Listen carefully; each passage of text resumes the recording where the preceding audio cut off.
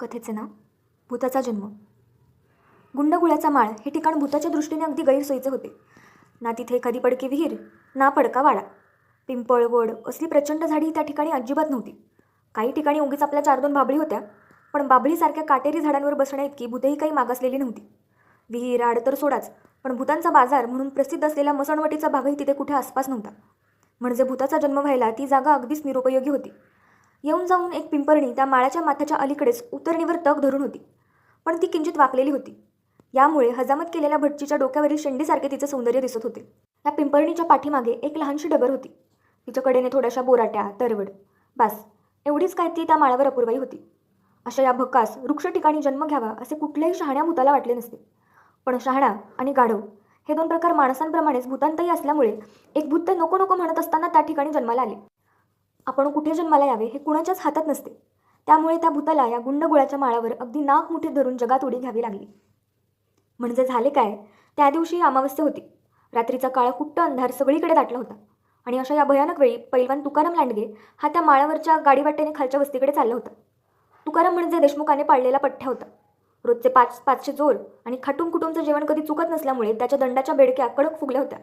मांड्यांचे पट फिरत होते. गर्दन उतू चालली होती आणि आधीच आखूड असलेले नाक गालांत गडप झाले होते. कानशिल्यांवर गुत्ते बसून बसून त्यांची भजी झाली होती आणि एखाद्या जवान बाईसारखी त्याची छाती उभार होती. तो चालू लागला म्हणजे एखाद्या अंबारीचा हत्ती झुलल्यासारखे वाटत होते. पण एक गोम होती.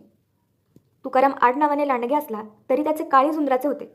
देवधर्म, भूतपिशाच्य, जादूटोणा, मंत्रतंत्र अशा गोष्टींना तो फार दचकत असे. म्हणून आज अंधारातून चालत असताना त्याची छाती लटलट करत होती आणि तोंड कोरडे पडले होते. मनात ना विचार येत होते. हा माळ एकल्याने तोडवायचा? सोबतीला कुणी नाही. समजा धरले एकदम भूताने आणि घुसळले आपल्याला तर मग काय करायचे? भूताला दंडवत घालून त्याचे पाय धरायचे? पण चायला तेही उलटे असायचे. काही इकडच्या बाजूने नमस्कार करून तिकडच्या बाजूने पाय धरायचे. छे, त्यापेक्षा सुसाट पळावे हे चांगले. पण तसे तरी होईल का? हात लांब करून धरले त्याने म्हणजे मग मात्र सोडायचे नाही ते. बायली, काय करावे बरे? तुक्याच्या लहानशा डोक्यात अशा तऱ्हेचे भयंकर विचार येत होते. अंगावर मधूनच काटा उभा राहत होता आणि पावले झपाझप पडत होती. आता माळ लागला होता. अंधार जास्तच वाढत होता आणि माळावरचा मोकळा वारा अंगाला जोराने झुंबत होता. रात्रीची किरकिर कर्कश होती आणि सगळीकडे अगदी स्तब्ध होते. लांबून कुठून तरी क्वचित वस्तीवरच्या कुत्र्यांची भुकभूक ऐकू येई. शांततेचा डोह त्याने किंचित ढवळल्यासारखा होई. क्षणभराने पुन्हा पूर्वीपेक्षा अधिक शांत होई. तुक्या झपाझप चालला होता. तो अंधार त्याला दचकावित होता आणि भीतीचे काटे कुणीतरी काळजात रुतवीत होते. आपल्या पावलांचा आवाज जरी झाला तरी त्याचे काळीज लटकन उडत होते. पावले भराभर पडत होती आणि त्यामुळे त्यांचा पुन्हा मोठा आवाज येत होता.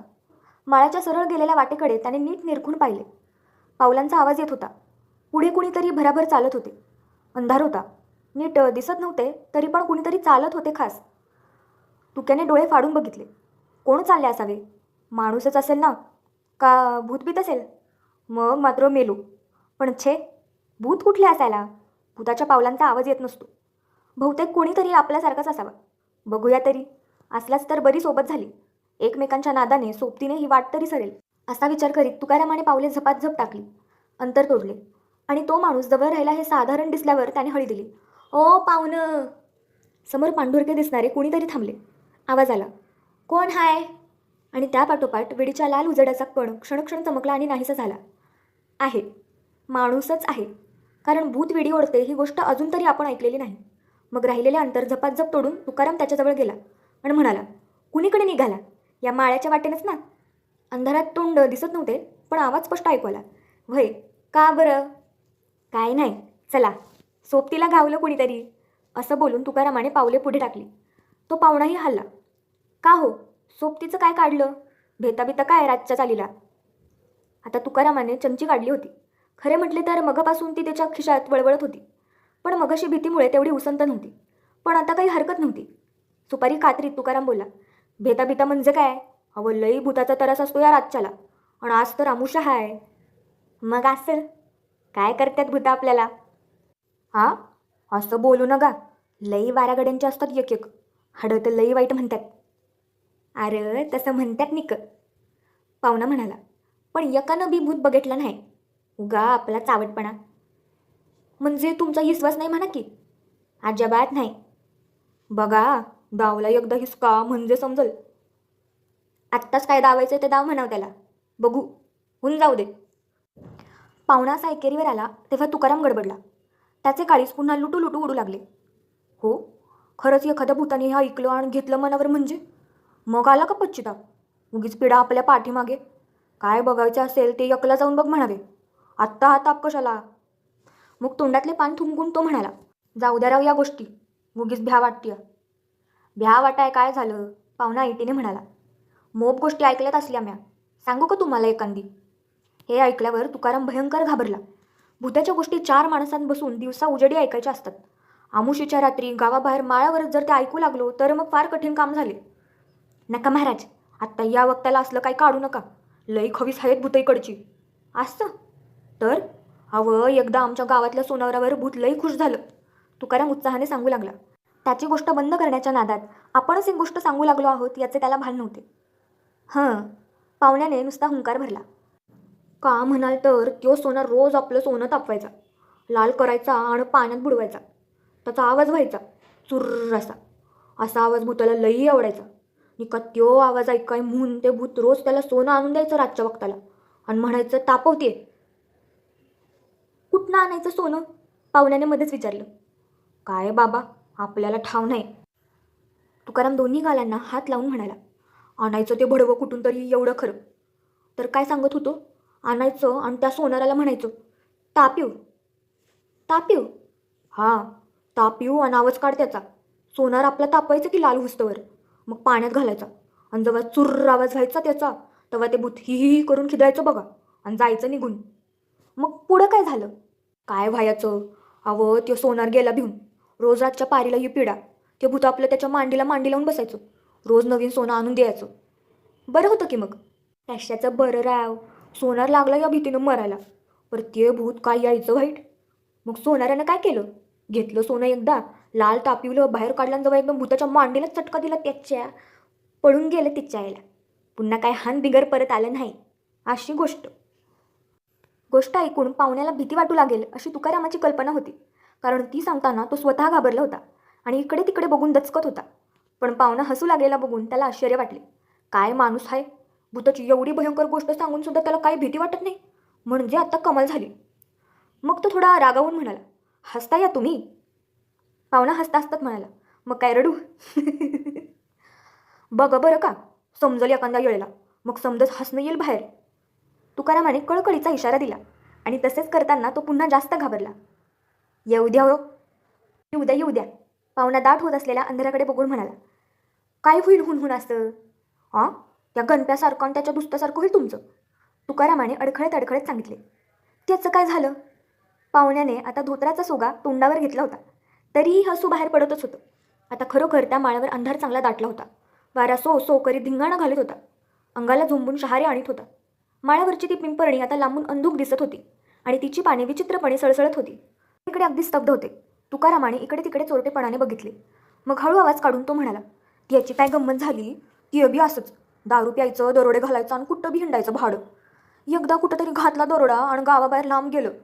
ती विहीर नाही का आणि धर्मशाळा, असेल. पुढं काय झालं? पाहुण्यानं खड्या आवाजात विचारलं. अवं, हळू बोला. तर बसले की धर्मशाळेत जाऊन, संगट भाकऱ्या बांधून घेतलेल्या, दारू पिऊन ल्हास झालेले गडी आणि लागले की चोरलेला पैका मोजायला. समोर एक चिमणी. ते पैसे मोजत्यात तवर भूतानं समद्यांच्या भाकऱ्या खाऊन टाकल्या आणि करून ढेकर दिली. जो तो म्हणतोय दुसऱ्यानं दिली बरं का ढेकर. भूत जेवलं मरस्तवर आणि लागलं चिमणी यजवायला. पहिल्यांदा वाटलं च्या बॅगली वाऱ्या बिर्याणी इजली असेल म्हणून पुन्हा लावली तर पुन्हा इजली. जे ते म्हणतंय तूच इजवलीस. मग काय झालं? जेव्हा पुण्यांदा लावली आणि बघायला लागले तेव्हा काय, अंधारातनं एक हात पुढे येतोया आणि चिमणी झुळतोया. ती हाडकंच आपली. मग काय, लटालटा कापायला लागले समदे. हे सांगताना तुकाराम लटालटा कापू लागला. पुढं काय, घाम सुटला समद्यांना, नशाच उतरली. आता तुकारामाला घाम सुटला होता. मग ते भूत चढलं की हिरीजवळच्या झाडावर आणि दिली धाडदिशी हिरीत उडी टाकून ढबेल धरून. पुन्हा काय बाय आवाज करत आलं वरती, पुन्हा चढलं झाडावर आणि पुन्हा ठोकली उडी विहिरीत. रातसर यो धुमाकूळ. झाडावर चढायचं आणि विहिरीत उडी ठोकायची. दुसरी बात नाही. पुन्हा झाडावर चढायचं आणि पुन्हा विहिरीत उडी ठोकायची. मग काय झालं? काय व्हायचं? खाड दिशी दारू उतरली समद्यांची. फटफट असतवर ह्यो दंगा आपला चाललेला. फटफटलं तेव्हा पळत आले गावात. पुन्हा म्हणून कधी रातच्याला बाहेर गेली नाहीत. तुकारामाने समारोप केला आणि तो पाहुण्याकडे बघू लागला. आता तरी पाहुणा नक्की घाबरलेला असणार. भीतीने त्याचंही काळीज उडत असेल. आपल्यासारखाच त्याच्याही अंगाला घाम आला असेल. खात्रीने, कारण गोष्टच तशी भयंकर सांगितली होती. कुणीही माणूस घाबरून गेले असते. पण पाहुणा परत खुदू हसू लागलेला बघून तुक्याच्या कपाळाला आठा पडला. रागही आला. म्हणजे हा काय चावटपणा? माणूस आहे का कोण आहे? भूताची गोष्ट ऐकायचे आणि घाबरायचे नाही म्हणजे काय? भलतेच काहीतरी. त्याने पुन्हा एकदा निक्षून सांगितले, तुम्ही हसता या, पण पस्तावाल बघा एखाद्या वेळी. कुठं भेटत्यात भूतं ते सांगता यायचं नाही. हे ऐकून पाहुणा एवढंच म्हणाला, का व पैलवान, ही भूतं असतात तरी कुठं? मग त्यावर तुकारामाने जी माहिती दिली त्यावरून पाहुण्याला एवढे समजले की भूते कुठेही असू शकतात. ती अमक्या ठिकाणी नाहीत असे कुणालाही छातीवर हात ठेवून सांगता यायचं नाही. कदाचित ती सध्या आपल्या घरात माळवदावर बसलेली असतील.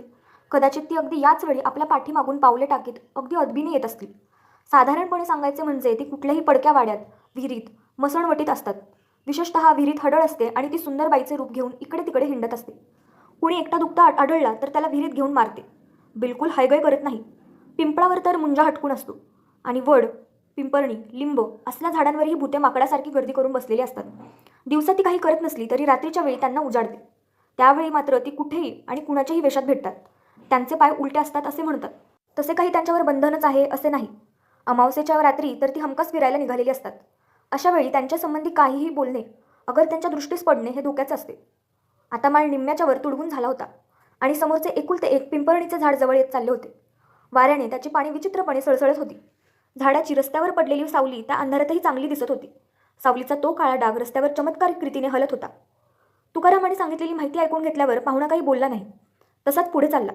डोके खाली करून मग त्याने खिशातली विडी काढली. काड्याची पेटी काढली. नंतर तो म्हणाला, या पिंपरणी खाली बसायचं का 2 मिनिटं?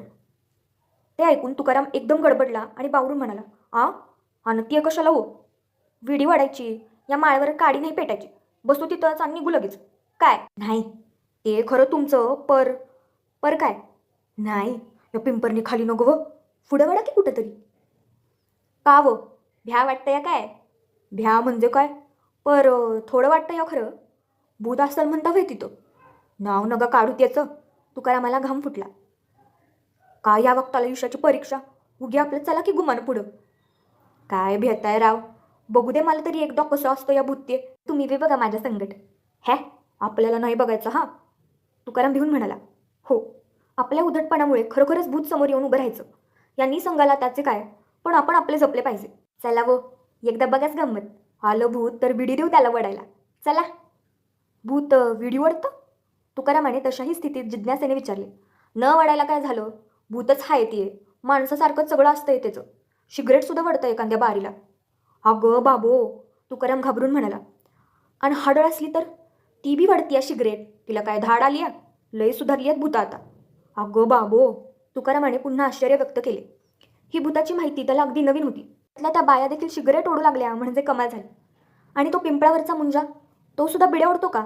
असा प्रश्न त्याच्या तोंडावर अगदी आला होता. पण सगळे ओढतात म्हटल्यावर त्यात तो आलाच. बामणाची लहान पोरं देखील बिड्या ओढू लागली. खरं नवं का चेष्टा करताय माझी? असं म्हणत म्हणत तुकाराम दपकत पाहुण्याच्या पाठोपाठ झाडाकडे गेला. पाहुण्याने त्याला धीर दिला असला तरी त्याची भीती अजिबात गेली नव्हती. त्याचे काळीज सशासारखे ओढत होते आणि सगळ्या अंगावर काटा उभा राहिला होता. एकट्याने पुढे जायची भीती वाटत होती. म्हणूनच तो पाहुण्याबरोबर थांबायला तयार झाला होता. ते दोघेही जरा अंतर ठेवून झाडाच्या बुंदाला टेकून बसले. अंधारातच बसले.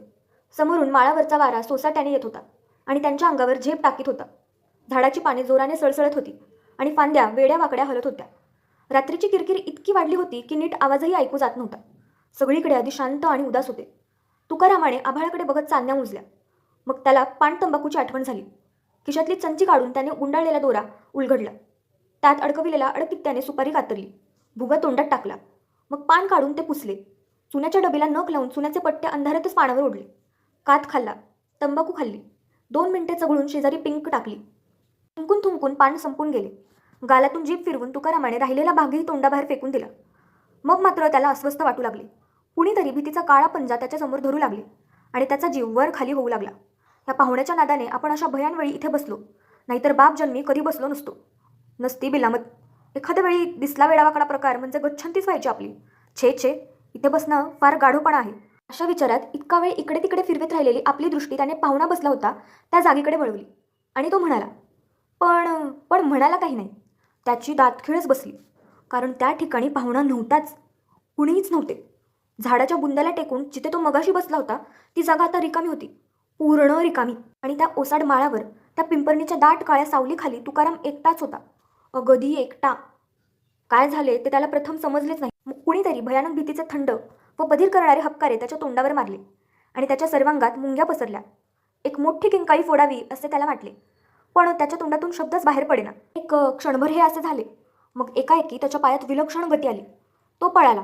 डोळे फिरवीत चेहऱ्यावरून घामाचे ओघळ येत आणि तोंडावाटे एकही अक्षर न काढता तो पळत सुटला. गावाच्या दिशेने आलेल्या वाटेने तो चौखूर उधळला. पार दिसेनासा झाला. तो गावात येऊन पोहोचला तेव्हाही त्याच्या तोंडून एक अक्षर बाहेर पडत नव्हते. सगळे कपडे भिजून चिंब झाले होते आणि त्याला विलक्षण धाप लागली होती. लोकांनी त्याला नीट बसविले, पाणी पाजले आणि विचारले, अरे तू काय झालं? कशाला भ्यालास? आपण 5-50 माणसात आहोत हे चांगलं डोळ्यांनी बघितल्यावर तुकाराम सावध झाला. त्याने तोंड उघडले. तो म्हणाला, भयंकर, भयंकर, फार भयंकर. अरे पण काय? माळावरच्या पिंपरणीखाली एक भूताची गाठ पडली. त्याची माझी कुस्ती झाली. चितपट केलं त्याला मी. तेव्हा खवळून माझ्या अंगावर आलं आणि माळ सरस्तवर मागं आलं. असं म्हणून तुकारामाने पहिल्यांदाच किंकाळी मारली आणि तो बेशुद्ध पडला. समोरून सारखा वारा येत होता. विडी पेटेना म्हणून पाहुणा आपल्या जागेवरून उठला आणि झाडाच्या पाठीमागच्या बाजूला गेला. तिथे वारा अगदी बंद होता. काडी ओढून त्याने विडी पेटवली. तिचे 4-2 मनसोक्त झुरके घेतले आणि नाकातोंडातून गरम धूर काढीत तो अगदी निवांतपणे पडून राहिला. त्याला आपल्या सोबत्याचे हसू येत होते. काय सारखा भूताची भीती दाखवत होता. बघितले तर हत्तीसारखा घडी, पण उगाच मिलमिशा. स्वतःच गोष्टी सांगत होता आणि स्वतःच लटलट कापत होता आणि सारखा भूत दिसेल म्हणून धाक घालीत होता. या विचारात काही मिनिटे गेली. आपल्या सोबत्याचे एकही अक्षर ऐकू आले नाही म्हणून पाहुणा मनातल्या मनात चमकला. गडबडीने विडी विझवून तो अलीकडच्या बाजूला आला. त्याने बघितले, पण कुणीच नव्हते तिथे. तो पैलवान बसला होता ती जागा अगदी रिकामी होती. त्या ओसाड माळावर दाट सावलीच्या पिंपरणीखाली तो अगदी एकटा होता आणि रात्र अमावस्येची होती. ते पाहून पाहुणा एकदम बधिरला. काय झाले ते त्याला प्रथम नीट समजलेच नाही. डोळे सोडून त्याने पुन्हा एकदा नीट बघितले. मग त्याचा भयंकर अर्थ त्याच्या ध्यानी आला. मग तो तिथे थांबलाच नाही. भीतीने गुरासारखा ओरडला. त्याचे सगळे रक्त उलते पालथे झाले आणि एक किंकाळी फोडून तो विलक्षण वेगाने पळाला. दगडाधुंड्यांतून, ओढ्या नाल्यांतून, रानावनातून पळाला. पळताना त्याने एकदाही मागे वळून पाहिले नाही. तोंडावरून घामाचे पाट वाहत आहेत, चेहरा पांढरा फटक पडला आहे, छाती भात्यासारखी वर खाली होते आहे. अशा स्थितीत तो कुठल्या तरी वस्तीला येऊन पडला. मरू घातलेल्या जनावरासारखा फेस गाळू लागला. अशा रीतीने पिंपळणीवरच्या भूताने आल्या आल्या 2 माणसांना दणका दिला. ते भूत पुढे लवकरच मोठे झाले. त्याची वंशावळीही वाढली. जाता येता माणसांना अडवून ते त्यांच्याशी दंगामस्ती करू लागले. कुणी त्याला झाडाच्या बुंद्याला टेकून सबंध रस्त्यावर पाय पसरून बसलेले स्वतःच्या डोळ्यांनी पाहिले. अमावस्येच्या रात्री कुणी सबंध माळ्यावर दिवट्याच दिवट्या नाचताना पाहिल्या. त्यावरून तिथे 100-150 भूते तरी असावीत असे लोकांना स्पष्ट कळून चुकले. आता ती वाटच बंद झाली आहे. रात्रीच्या वेळी तर तिकडे कोणी फिरकतही नाही. येऊन जाऊन गावातले धाडसी लोक तेवढ्या अमावस्येच्या रात्री तिकडे जातात. भूतांच्या दिवट्या नाचताना बघतात आणि त्यांच्या पंक्तीला बसून जेवण करून माघारी येतात. आणि तुकाराम लांडगेही नेहमी गुंडगुळ्याच्या माळावर भूताशी आपण कशी कुस्ती खेळली याचे फक्कड वर्णन सांगत असतो.